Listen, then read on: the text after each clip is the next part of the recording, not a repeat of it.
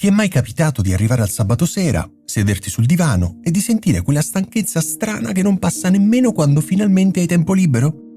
La casa è silenziosa, magari hai appena comprato quella cosa che desideravi veramente da settimane, è lì sul tavolo. Però dentro di te non è cambiato quasi niente. C'è sempre la sensazione che manchi un pezzo, come se la vita vera fosse spostata un po' più avanti, al prossimo stipendio, alla prossima vacanza, alla prossima versione di te. E forse la parte più assurda è che continuiamo a correre dietro una specie di traguardo invisibile senza chiederci quasi mai chi l'abbia deciso davvero. La mattina succede subito, ancora prima di alzarti. Prendi il telefono e inizi a scorrere qualcosa. In pochi minuti fai entrare nella tua testa messaggi, notifiche, notizie, vite di altri. E la giornata non è ancora iniziata davvero. Ti alzi già stanco, bevi il caffè velocemente pensando a tutto quello che devi fare oggi.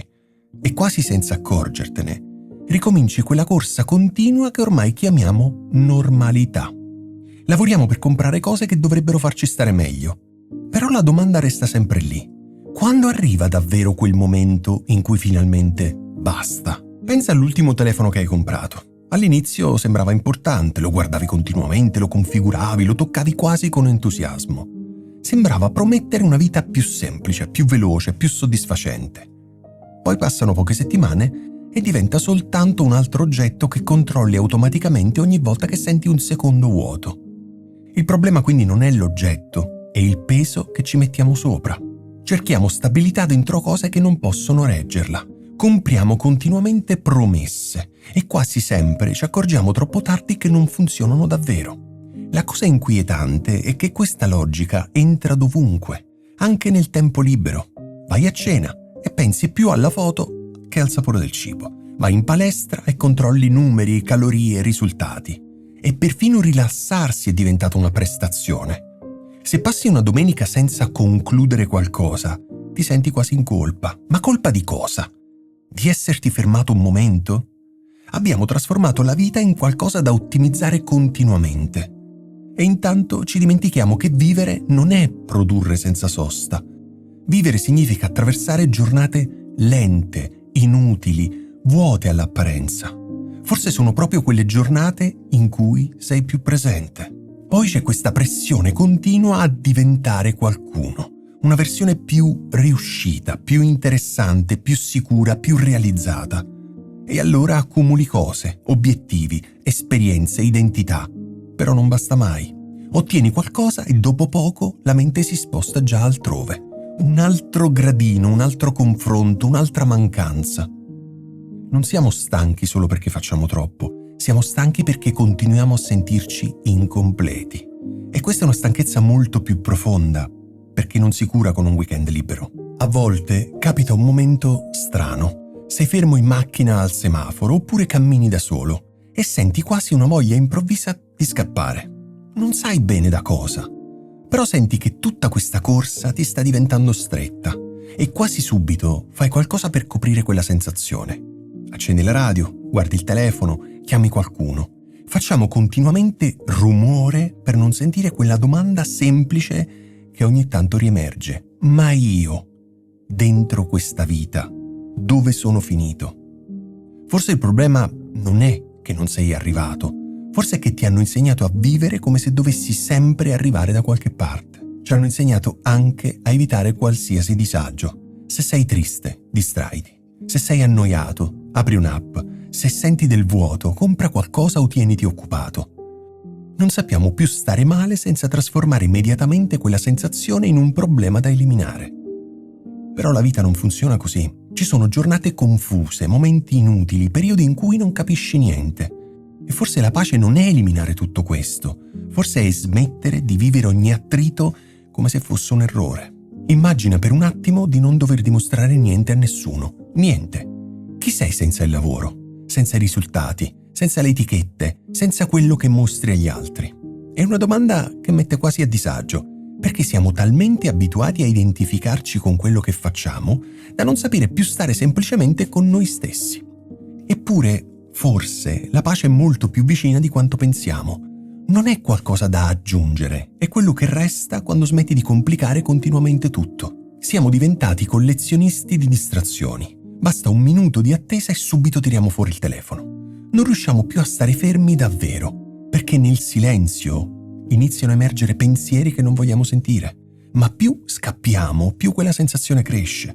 E forse il minimalismo parte proprio da qui, non da una casa vuota o da un'estetica perfetta, ma dal coraggio di smettere di alimentare continuamente tutto quello che ti sovraccarica. Guarda la tua scrivania o il comodino vicino al letto. Quante di quelle cose ti servono davvero? Eppure hai lavorato ore per comprarle, per sistemarle, per gestirle. Ogni oggetto occupa spazio, ma soprattutto attenzione. E l'attenzione, alla fine, è la tua vita.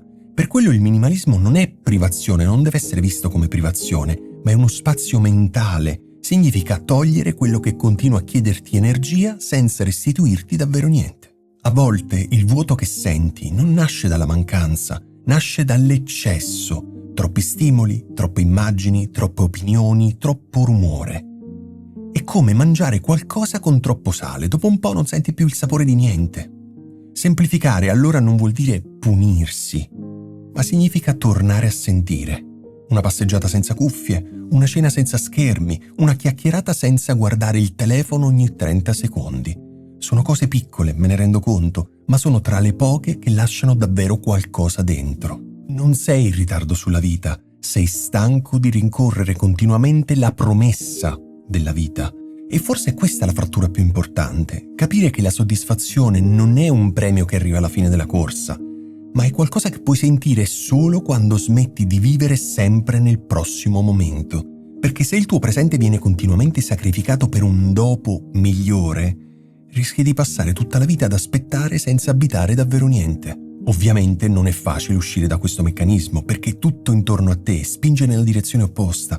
I social ti mostrano persone apparentemente più felici, le pubblicità ti fanno sempre sentire incompleto, il lavoro ti fa credere che non ne hai mai fatto abbastanza. E ci saranno giorni in cui ricadrai negli stessi automatismi. Succede.